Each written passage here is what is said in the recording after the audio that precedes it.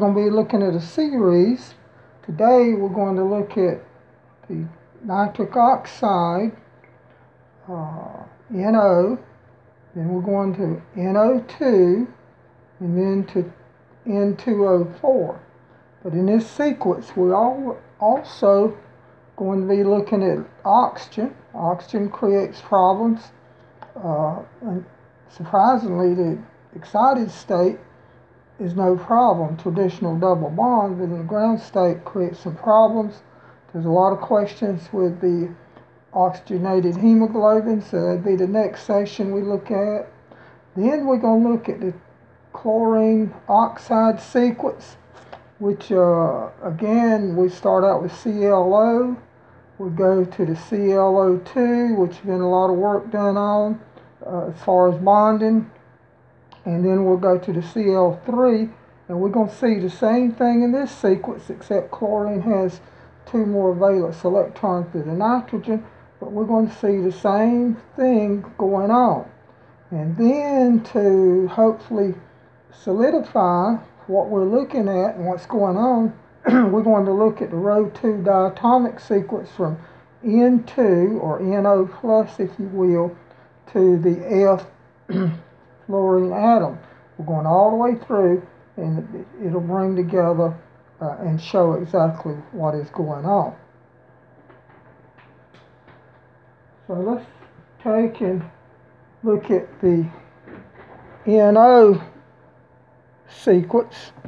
We can look at the nitrogen on the left, top left, the oxygen. We see the nitrogen 2s2, 2p3, the nitrogen 2s2, 2p3, the oxygen 2s2, 2p4.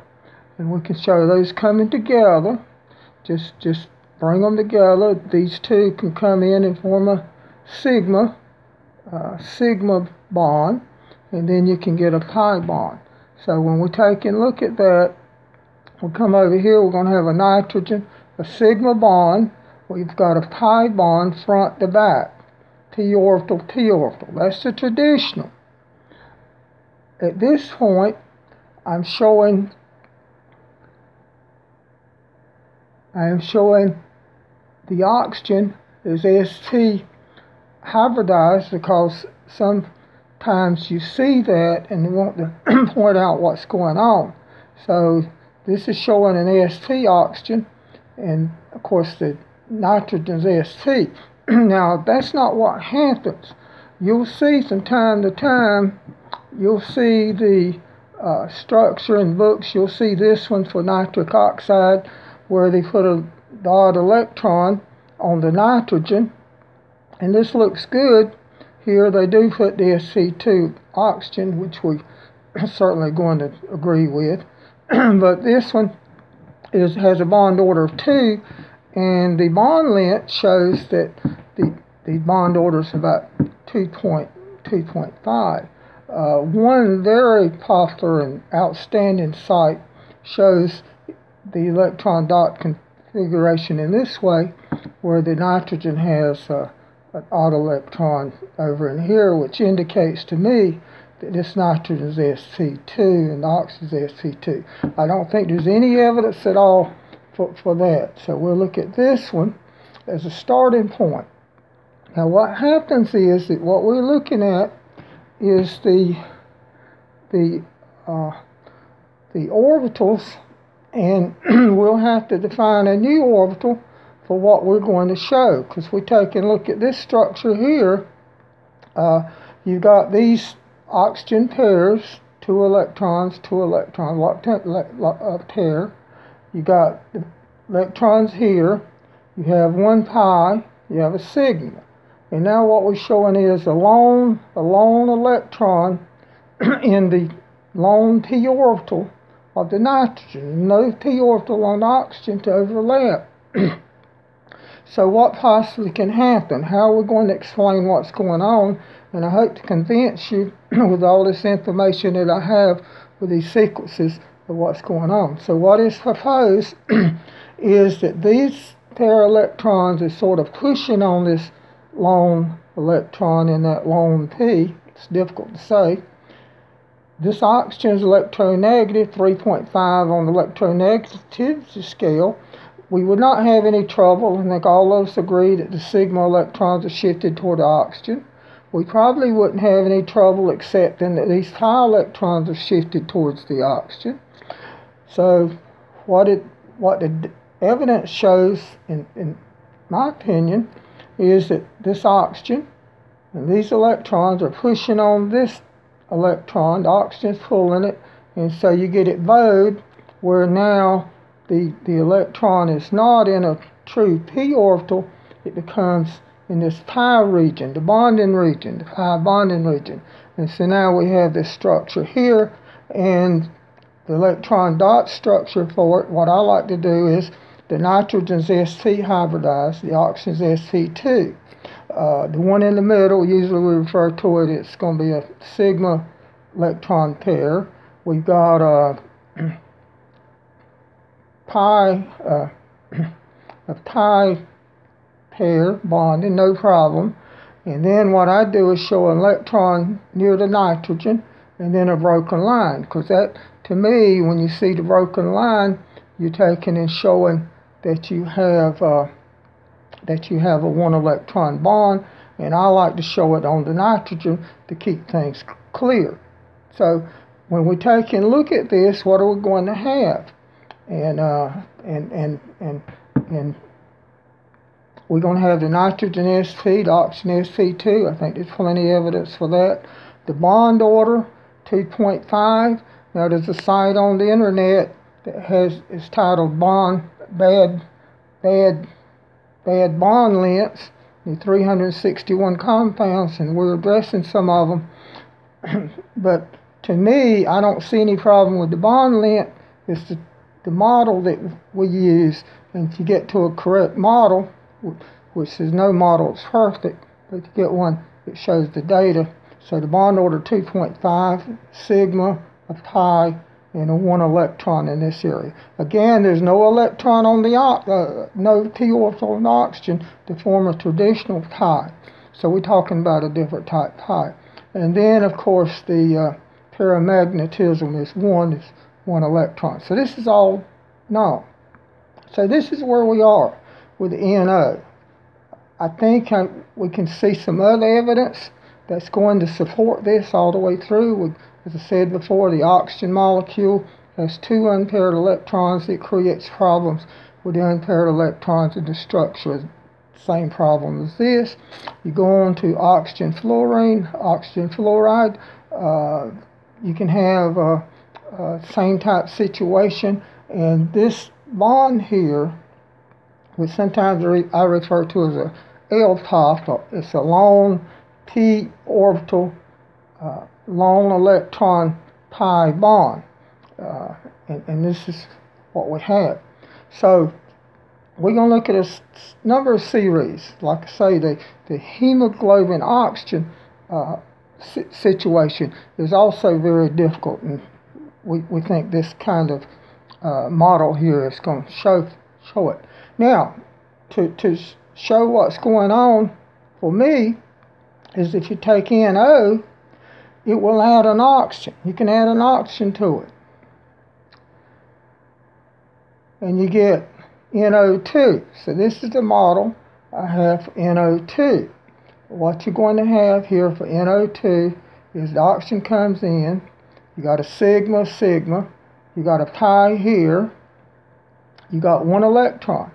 But what happens is now, this is linear, the nitrogen's sp, oxygen's sp2, you got a linear, the oxygen's on the opposite side, so it's no longer polar probably at all, or certainly not highly polar, because this oxygen is pulling electrons this way, this oxygen is pulling them this way, and so what you have is a counterbalance.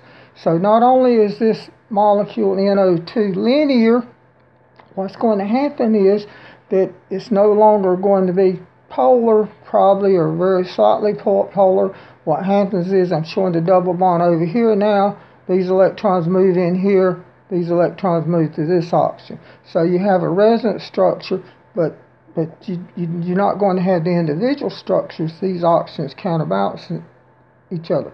So now what does that do to the structure? Well, we still have this p electron, and it is a p electron now because the oxygen's counterbalanced, the molecule's symmetrical, and so that one electron is going to be in a p. One of the rules that I use is that a single electron tends to be in a p orbital, whereas your electron pairs can be either in a p orbital or usually they tend to hybridize because you have an electron pair. But you can take and look at this. So if that is true, we have the single electron p orbital electron.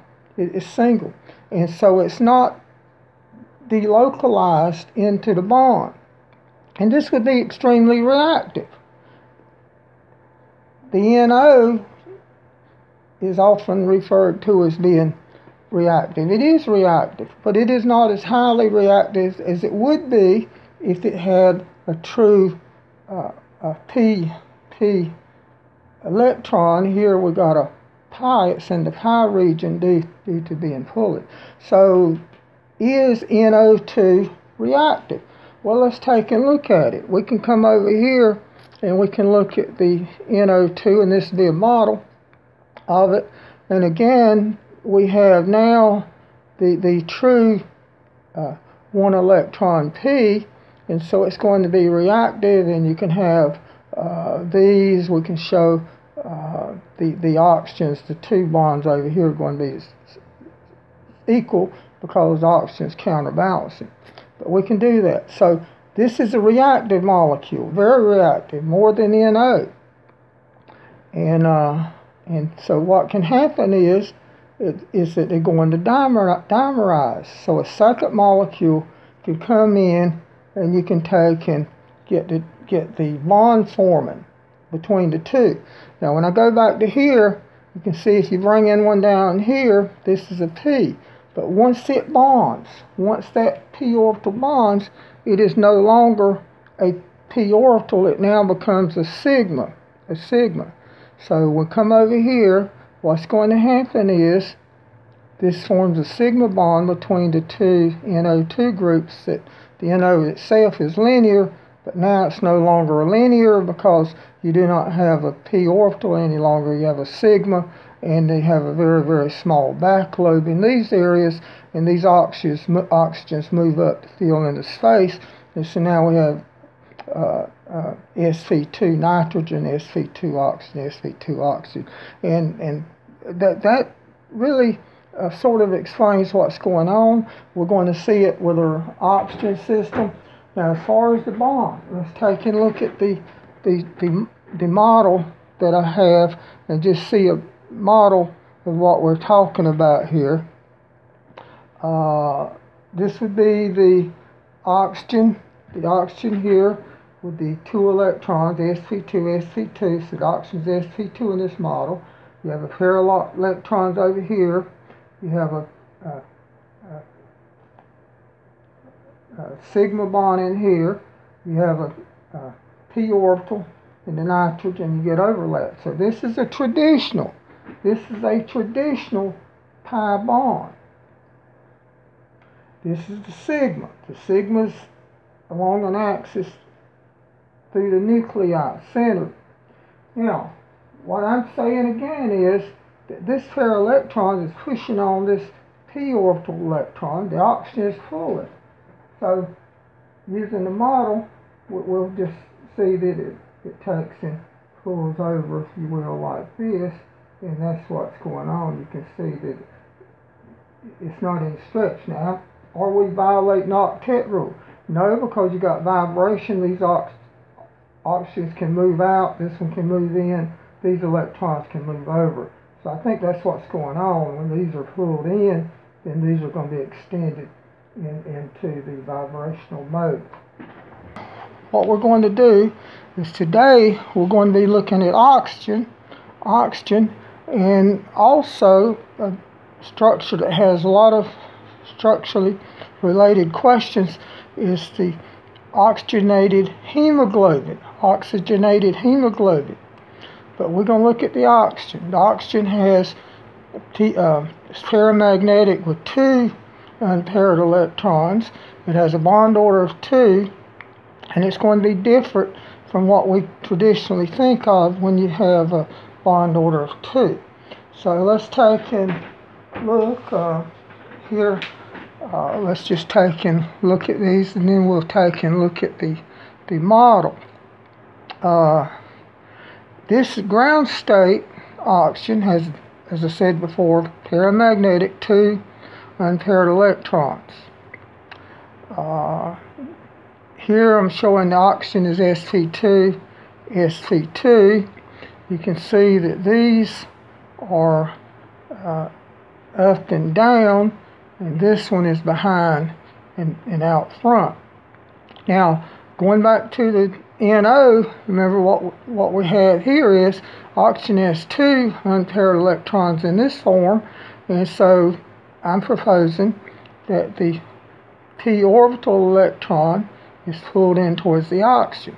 So you got one vertical here, and then front to back you have a cycloid. So that is the model that I'm proposing for the ground state oxygen. Now what happens is there's also a high energy state, 94 kilojoules per mole higher in energy than the traditional double bond type oxygen, where the oxygen has a P of 0. It's diamagnetic. And in this case, what will happen is you've got one traditional pi orbital, but now we'll see when we look at the models that these electrons are aligned or eclipsed, if you will. And so that's going to present some repulsion, and that's probably the reason that this structure is higher in energy than this one over here, whereas these electrons are 90 degrees to each other. So we're going to see that with the model and look at that, and then we're going to get into the oxygenated hemoglobin. But let me show you a model. What we're proposing here is that if you take and look at this structure, if I look at it this way, you can see that now these electrons are 90 degrees to these. The single electron bond, it's 90 degrees to that one. So this one is the more stable structure. If you take and rotate it, let's just take and rotate it, now you can see what you would have would be the electrons. The electrons would be,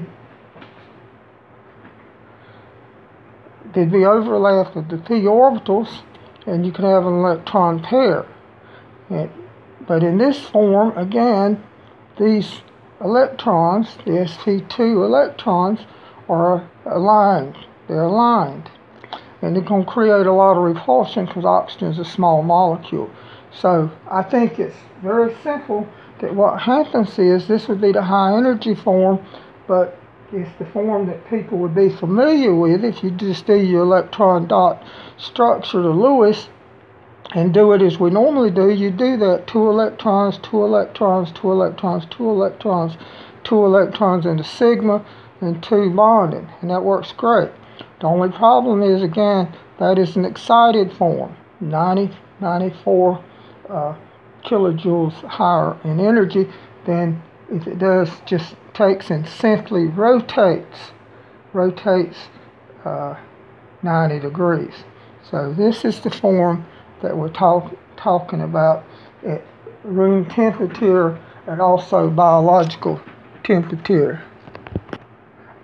Okay, so if we accept this, we can see where there might be some problems involved here. The ground state oxygen, O2, has 2 unpaired electrons. In the higher energy state, you have all the electrons are paired. Now this form is produced, I don't know about all plants, but many plants produce this form. And then it gives up the energy that is used, and then it goes to the lower energy form. Yes, but this is the kind that we breathe. 37 degrees, 25 degrees, that temperature difference is not going to make any difference at all. Okay, we need to relook at this about the oxygenated hemoglobin. The oxygen is paramagnetic. The heme is paramagnetic. When they come together and form the oxygenated hemoglobin, it is diamagnetic. I made a terrible mistake and had paramagnetic listed down here. Okay, so what's going on again? The iron, element 26, has 4s1, 3d5, 4p0 electrons. It is p is equal to 6. Over here, when it binds the protoporphyrin 9, 2 protons released, you get something we refer to as heme. And what's going to happen is with these 6 electrons over here around the iron as it bonds, you're going to get nitrogen, nitrogen, nitrogen, nitrogen. 4 nitrogens of the protoporphyrin 9 is going to bind to the iron. And as I say, 2 of the protons are released. That's what's going to happen. Now, what happened to these, and also hybridization is going to have to occur. And I have it listed as 3sp-D2, which give us 6 hybrid orbitals, 4 in a plane, and then 1 above and 1 below. And then there are going to be 2 other orbitals that's not used yet. The position 5 up would still have 1 electron. Position 6 below, that is the position that oxygen will bind, still has 1 electron. These electrons in these 4 orbitals had to move over here into these d orbitals, and what you're going to have is 1, 1, and 2. So at this point you're going to have 4 unpaired electrons. That's what's going to happen. So let's see what happens when the myoglobin or the hemoglobin assail. Again, we have the heme and the myoglobin now. The difference between myoglobin and hemoglobin is just 1 unit here and 1 heme. In the hemoglobin, you have 4 units, 2 alpha and 2 beta in the hemoglobin, and so you have 4 hemes. So we're going to look at myoglobin usually because there's no use getting into the changes or anything like that. We're not interested in that. But when the myoglobin bonds, nitrogen is going to bond at that position 5 we were looking at earlier. And now that 1 electron that was in that position 5 comes over and pairs up with the 1 electron here. Now at this point with myoglobin, you still have position 6, the oxygen position. With 1 electron, you have 1 electron here. So at this point, the paramagnetism is 2. You have 2 unpaired electrons in the myoglobin, or in a subunit of hemoglobin. So now, what's going to happen? Because again, I want to make sure I get it correct, is that this is, the hemoglobin is paramagnetic, 2 unpaired electrons. The oxygen is paramagnetic, 2 unpaired electrons. When they bond, when it bonds, the oxygen bonds to here, you're going to get the heme portion is certainly going to be diamagnetic. Maybe I can get it right, because this electron is going to have to move over and pair up here. So you have now 6 ligands around the iron, and you got 6 pairs, 12 electrons. Now the D's are filled over here, 6. So it's all filled in as far as the heme. But at this point, the oxygen is still in the high energy, in the low energy state. I tricked myself some with this, because you got to keep in mind that this oxygen, when it binds, there's nothing but the sp2 electrons coming in at an angle. We know this angle is 121 degrees. So, and also we know about the paramagnetism and diamagnetism. So the data indicates that sp2 pair of electrons bonds to the iron. At this point, we're talking about a high energy state here, a transition state, because I'm still showing the oxygen with the two unpaired electrons. That's 90 degrees each other. But keep in mind, this is positive, and you're putting oxygens that want electrons, and they're becoming, once it bonds, it's going to take on positive, and then you're going to see that what can happen is you've got energy from this system now, and so what happens is enough energy into the system that this can rotate. Just a simple rotation of this. So we're talking about in this form, if you will, and now it becomes this form, which is going to be diamagnetic, but you can see it normally be high energy, and it had to put some energy in to get this rotation to occur. So that's what is happening. So now you have the oxygen with the traditional double bond, and it's going to be paramagnetic. The heme was all, I'm sorry, this now is diamagnetic. The heme's diamagnetic, and the hemoglobin oxygen complex is diamagnetic. So again, that is quite surprising, and without going through the chemistry, be surprising to any of us that you can take paramagnetic, put them together, and you end up with diamagnetic. But keep in mind, these electrons are going to have to pair, and at the point once you got oxygenated hemoglobin, you're going to have 18 electrons, 9 pairs, so there's not any room for any more electrons, and that's what happens. So again, this is what's going on. Now, what are the items and what are the things that we're looking at that creates some question, about the oxygenated hemoglobin? Well, let's look down here at the bottom and look at some of them. The bond distance gives a bond order of about 1.6 instead of 2 or 1. Some speculate that maybe there's some oxidation going on, or oxidation reduction reactions. Hemoglobin is a transport molecule. Transport, that is all. It picks up oxygen, delivers oxygen. So how do you account for this distance of being 1.6? Well, if you take a look here, I'm showing a double bond here. Single bond in here. But that's not going to stay. These electrons can move into this region, although there's not a p orbital. You're not getting normal double bond here, but you can get the pi electrons moving in this region.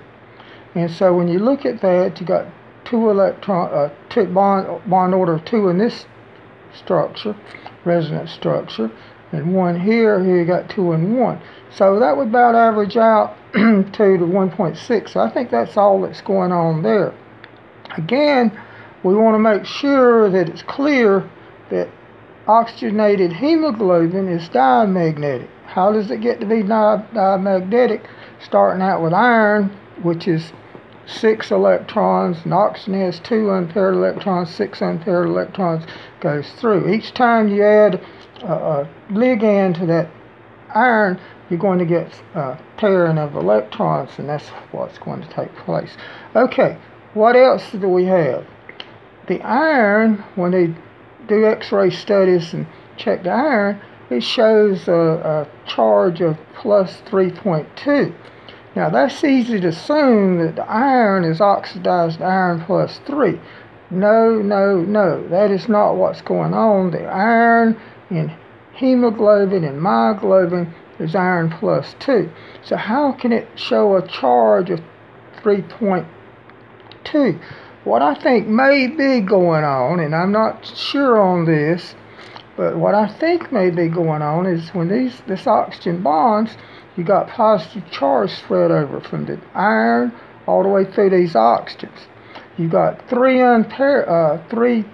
pairs of electrons in the d orbitals, and I think one explanation would be that this positive area in here could actually pull one of those pairs of electrons into the realm of this positive charge and form actually a salt bridge. These kind of things can happen, that these electrons are pulled down into here and they'd be pulled away from the iron, and that very well could count for iron of showing a charge of 3.2. That's one option. I'm not sure that's exactly what's going on.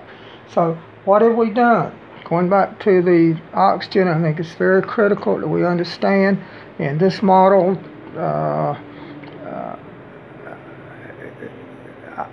it may not be accepted. I've looked at this for many, many years, and this is, I think, agrees with the data, what's going on, and a simple rotation between these two forms. I think that accounts for it, keeping things simple. So I think that's what's going on. The hemoglobin, iron, starts out with 6 unpaired electrons, oxygen with 2, and you go through, and you end up with a diamagnetic structure. In this sequence, we're going to look at the row 2 sequence from N2 to F2, and then the breaking apart of the F2. On this sheet, we're going to look at the NO plus,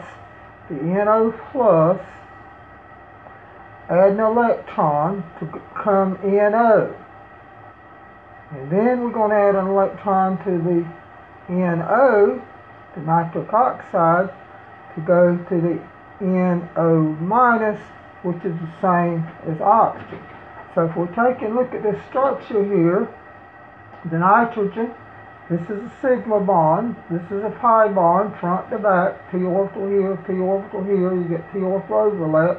That is the traditional p orbital. Here we have a p orbital vertical for the nitrogen, have a p orbital vertical for the oxygen. You get overlap, another traditional pi bond. Pair electrons, you got sp hybridization, sp hybridization. Now, in the textbooks, and mostly what you see is some variation of this, where apparently the electron comes in, and some people suggest that you have a 3-electron bond here. I'm saying that it can come into this p orbital, and as it comes into this p orbital, that is going to cause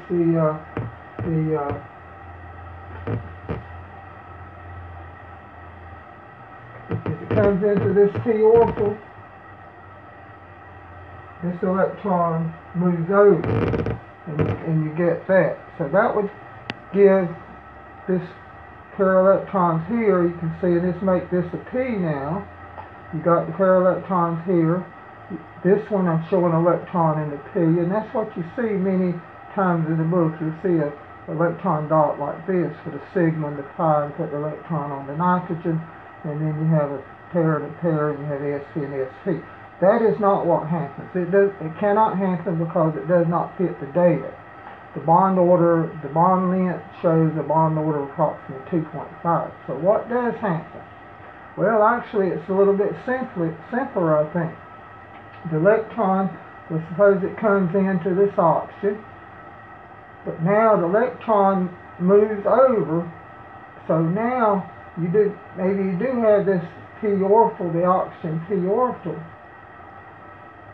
here, but you have a pair of electrons in it, and these pair of electrons with this sp, the p electron sp, will hybridize to give you a pair of electrons, sp2 and sp2.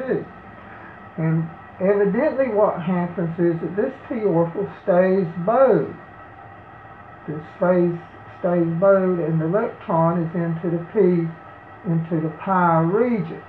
So this is what we're showing that's going to happen to give the correct structure. So actually it's simple. It's just this electron in the p orbital pulling back to the oxygen, hybridizing, and this one stays in the p orbital, but now the p orbital is no longer a p orbital, it's a pi, because it's moved into the pi region, and that's due to the small electronegative character of the oxygen. Now, so what would the electron dot be, and what we have in this case? Got a pair of electrons on the nitrogen, showing it here. You got a sigma, usually the one in the middle. You got a pi, traditional pi, front to back here. You have a pair of electrons here, pair of electrons here. That'd be sp2. You have sp, and then you have this one long p orbital pi. If you have one electron in it, and I like to show it as a dot, and then dot dot dot, showing it as one electron bond. And this fits the data, and this sort of makes sense that it's not all that complicated, that it just stays in the relative position as it is. Now, this is NO, nitric oxide. What happens if we add an electron to NO to get an NO minus? And this is a very common sequence, NO plus to NO minus. I'm suggesting that again this electron takes and comes over to now the nitrogen. And this is going to cause this one electron that sort of belongs to the nitrogen to move over. So now we have a pair, a second electron pair on the nitrogen, and electron pairs tend to hybridize sp2, so now you got the mixing up, you got the pair of electrons in this P and the pair of electrons here, and they hybridize to give you the sp2 nitrogen. What happens is, again, evidently the p orbital of the oxygen is still in the position it is, where the electrons can be left in a pi region. So what we have now is, this is what we had before for the nitrogen, but now you only have a sigma bond plus a one electron pi, and now the electron here is front to back in a p orbital pi. It's actually pi because it's in the pi region, but it's for the p orbital both. And that would give us an sp2 oxygen, sp2 nitrogen. What would the electron dot be? Again, nitrogen, oxygen, this would be sigma, the sigma here. Then you have pair of electrons, pair of electrons, pair of electrons, pair of electrons. You have the one electron pi, which would be this one I'm showing, because it's showing it belonging to the nitrogen. This is it here. But also you have one now on oxygen, and these are 90 degrees to each other. If we go further through this sequence of NO to NO2, and then from chlorine to chlorine oxide to ClO2, I think you'll see more reinforcement for this kind of thing happening. In this session, we're going to continue. We're going to look at the oxygen, O2. Here we have an sp2 oxygen, top up and down, back and out front. This is a one electron p orbital pi, up and down, and then front to back you have one that'd be the oxygen. What is going to happen if we take and add an electron to the structure? Let's say we add it to here. And what's going to happen now is that this is, you can show it in a P, you can show it going into a P, but that's not going to stay. That'd be high energy. These two electrons now is going to hybridize, and you're going to get an sp3 oxygen here, three pair of electrons. You got O2 minus 1. This one's sp2. This is superoxide. I'm going to come down here and put this structure again, and we're going to show one electron coming in. Where does that one electron go? Well, I suppose it comes in and does the same thing, comes over to here, comes over to here, and as it does, now you got a pair of electrons, and again, it's not going to stay in the pi region. It's going to, you can show it in the P, but that's the high energy, and what it's going to do is hybridize, and so now you've gone from -1, O2 minus 1, O2 minus 2, and these oxygens, the electrons are going to hybridize sp3, sp3. That's what you have. Now, that electron, number of valence electrons here, 14 is the same as N2. And so now I can switch N2 here, and we have a single bond. We're down to one single bond. And again, as the one electron comes in, it can come to here. One of these can come to there. And what happens is you've broken the single bond, and you can get F0, fluorine atom, which is very high energy, is going to gain electrons, but we're just looking at one molecule and adding one electron. And here you get the, for a pair, the F minus, full F minus. And that is going to be atomic. These are atomic, and it has the same number of electrons as Ne, neon, the noble element. Neons, that's what's going to happen. In this session, we're going to look at models. We're going to look at a model of NO plus, add an electron, which will go to NO. Then the NO, we're going to add electron. We go to NO minus. Now, NO minus has the same electron configuration as oxygen as we've seen before, so it will switch. But this NO plus, NO minus is a well-known system. We take the oxygen, we add an electron, we get O minus, which is superoxide. We add electron, we get O2 minus. This is also a well-studied, well-known mechanism and a pathway. And this is equivalent to F2. We take and add electron to F2 and we're to atomic. So we've gone from the left side of the periodic chart to the middle, so we start at the middle, and then you go over to the noble element. Okay, so here's the model that we have. It's not perfect, but this is the nitrogen. Sp hybridized, a pair of electrons. The oxygen in NO plus is Sp hybridized. You got a traditional pi front to back, a traditional pi top to bottom, if you will, and this uses sigma. So what I'm showing here is I'm showing another electron. We're going to take and add the electron. Where does the electron go? Well, if you look at the formal charge, you got 2, 3, 4. You see the 2, 3, 4, 5. You got the positive on the oxygen, which you got the triple bond. So I'm going to say that the electron comes in at this pi system here, this p orbital of the oxygen.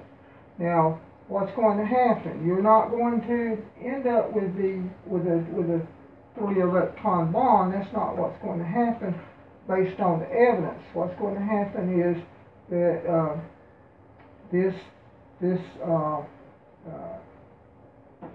p orbital is going to break away. So let me see if I can.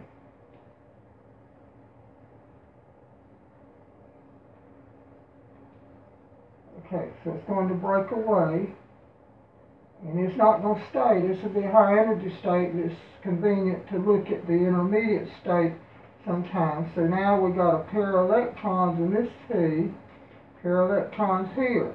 So now I got 2, 4, 5, 6, and half of 5, 6.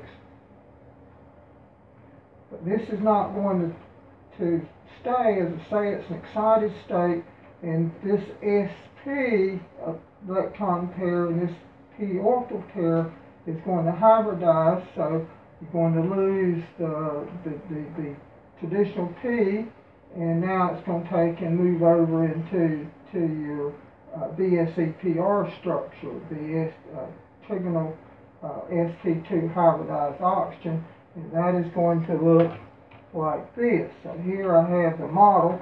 Again, going back, you can see the similarity here. We've got them here, and this one here is going to hybridize. So now we have the NO. The oxygen is sp2 hybridized. It's got a pair of electrons, a sigma pair, a traditional pi, and now you have just this one electron pi system, which is if it excites you to go back to a p. This is what you have now. So what can happen to, and this is NO, this nitrogen is sp hybridized. So what can happen now to the NO? We can take and add electron, and I'm showing it coming over here and adding at this pi, the p orbital of this nitrogen. It's going to break the pi. It's going to break this pi simply by this p orbital pulling out of that double bond. This is what the evidence shows.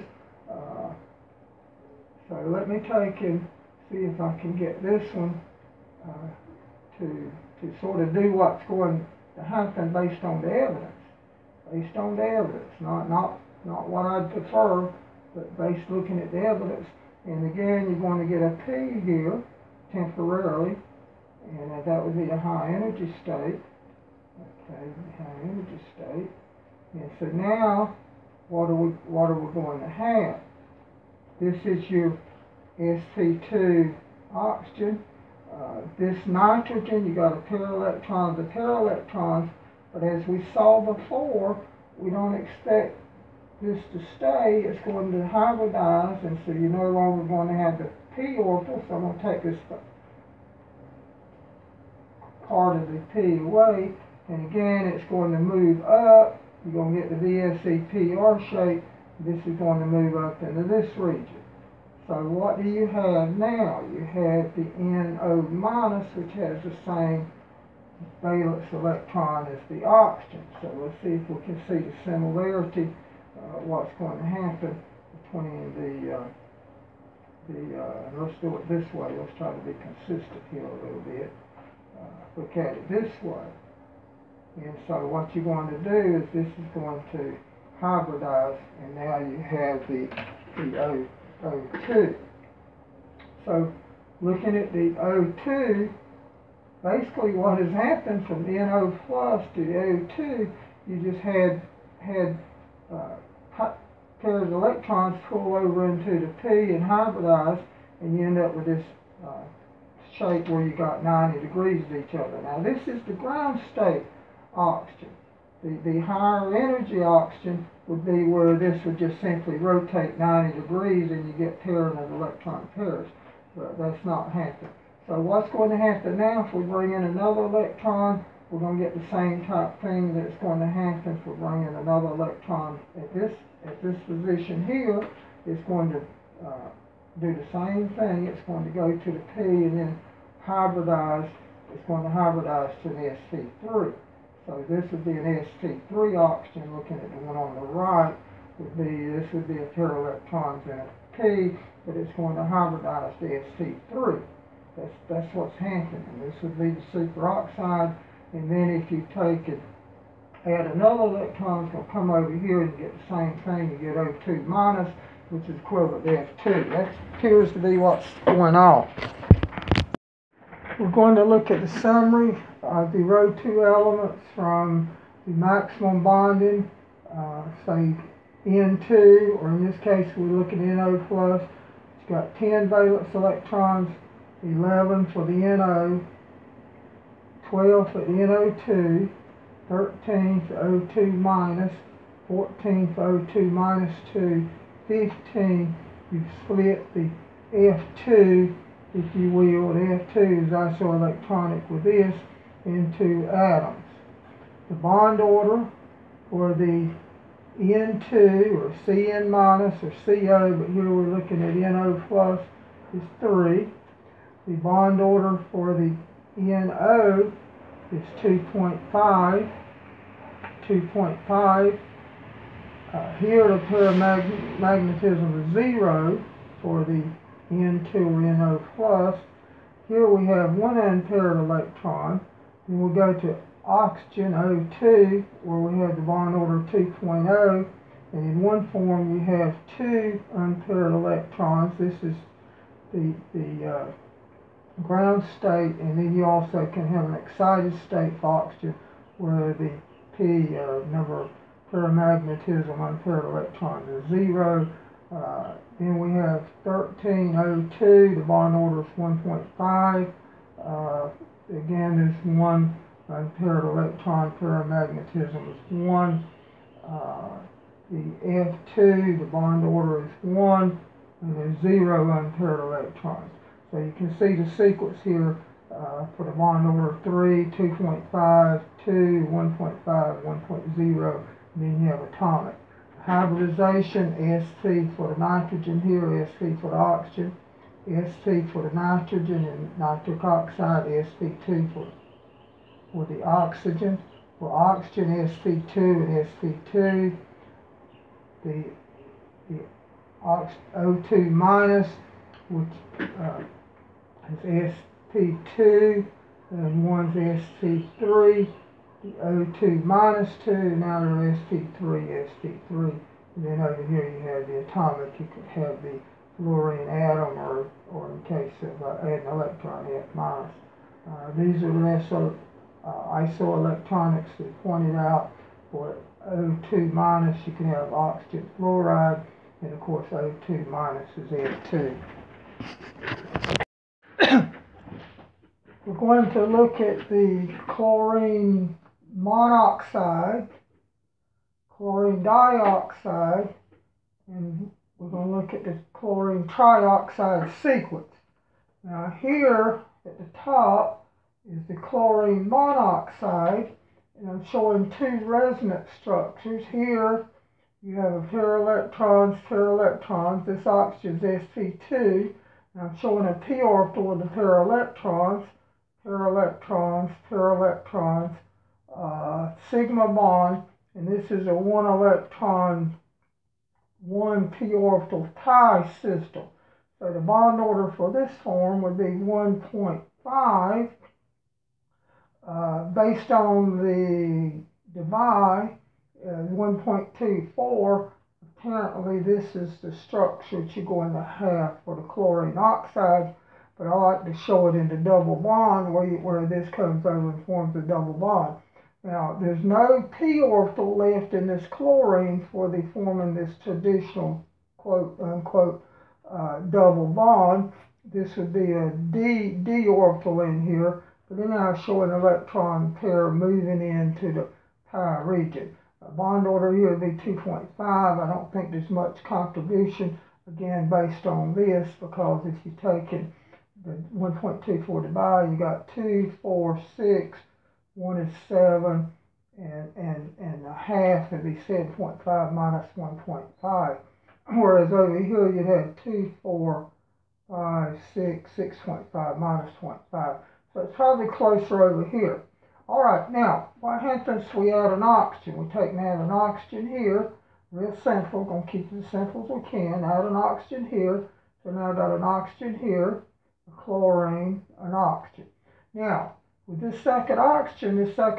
Is going to pull the electron density this way. This oxygen is going to pull it this way, and you're going to get this traditional type double bond, but in addition, you get this 1 electron, 1 p orbital pi electron. And this is what we've been showing, and we see this sequence over and over and over again with some of these structures. All right, so let's look at this resonance structure, and then we'll come over to this one. So what's going on?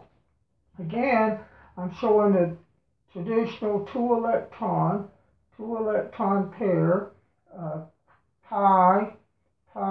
pi orbital in here. This is a sigma, showing the 1 electron, 1 p orbital pi, if you will. Here's a pair of electrons. The chlorine is going to be Sp2D, I assume, but anyhow, we're talking about again the orbital here to overlap with this double bond.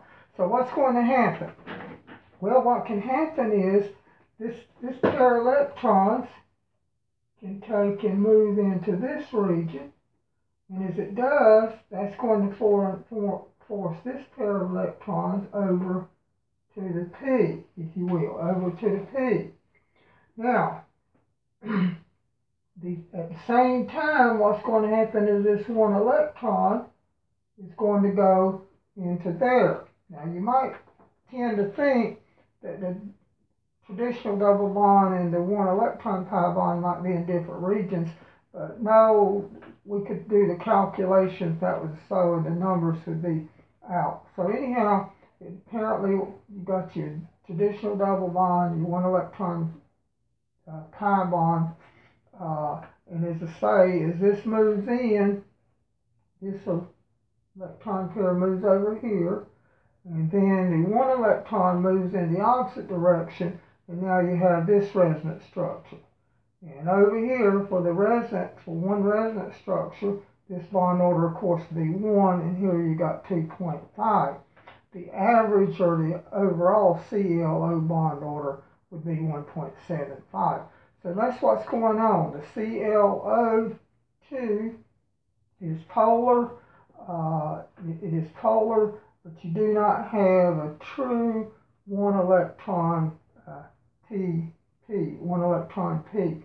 It's actually in the pi region, and the data supports that. So that would be the